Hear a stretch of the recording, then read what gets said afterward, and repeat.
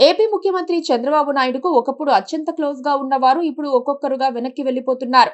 పైగా ఆయనకు వ్యతిరేకంగా పనిచేస్తున్నారన్న ఫీలింగ్ కలుగుతోంది. అలాంటి వారిలో మాజీ ఐపీఎస్ ఏబి వెంకటేశ్వరరావు, వ్యాపారవేత్త సతీష్ చాగంటి లాంటి వాళ్లు ముఖ్యులని చెప్పుకోవాలి. ఏబి వెంకటేశ్వరరావు దాఖలు చేసిన ఒక ప్రైవేటు పిటిషన్ ఇప్పుడు టీడీపీ వర్గాల్లో ప్రకంపనలు సృష్టిస్తోంది.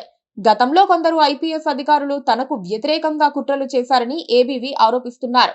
2018 డిసెంబర్లో అంటే టీడీపీ పాలనా కాలంలోనే తనపై కుట్రలు మొదలయ్యాయని ఏబీవీ ఆరోపించడం ద్వారా చంద్రబాబుపై తన అక్కస్సును ఏబీవీ వెళ్లగక్కారు.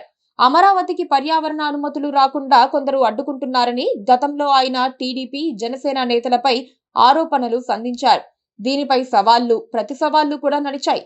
ఇచ్చిన పదవి తీసుకోకుండా టీడీపీకి దూరంగా ఉన్న ఏబీవీ ప్రస్తుతం మరింత వ్యతిరేకమయ్యారని భావించాల్సి ఉంటుంది. ఒకప్పుడు చంద్రబాబు కోసం ప్రాణాలిచ్చేందుకు సిద్ధపడిన వారే ఇప్పుడు ఆయనకు డెడ్ యాంటీ అయిపోతున్నారు. సీఎంకు అనుకూలంగా వ్యవహరించిన పోలీసు ఉన్నతాధికారిగా ముద్రపడిన మాజీ ఐపీఎస్ అధికారి ఏబి వెంకటేశ్వరరావు తాజాగా ఒక ట్విస్ట్ ఇచ్చారు.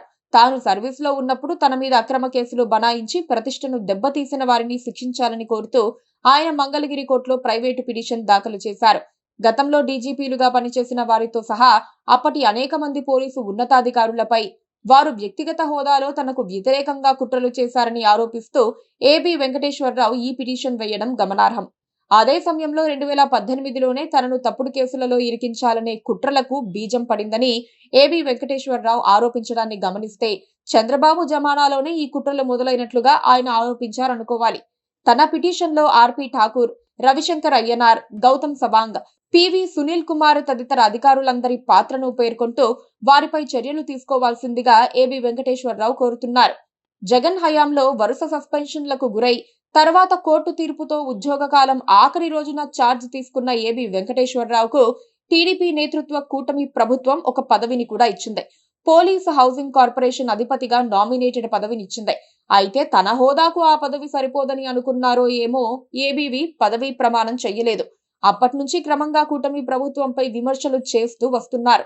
ప్రెస్ మీట్లు, మీట్ ద ప్రెస్, యూట్యూబ్ ఇంటర్వ్యూలంటూ రోజువారీ ప్రభుత్వంపై ఏదో ఒక విమర్శ చేస్తూనే ఉన్నారు. పోలవరం, బనకచర్ల ప్రాజెక్టును ఆయన గట్టిగా వ్యతిరేకించారు.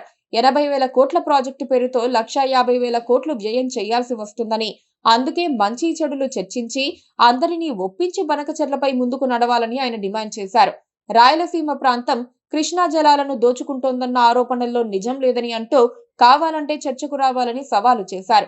ఈ క్రమంలో తెలంగాణ, ఆంధ్రప్రదేశ్ కు తగవు పెట్టే ప్రయత్నం చేశారన్న అనుమానాలు కూడా కలిగాయి.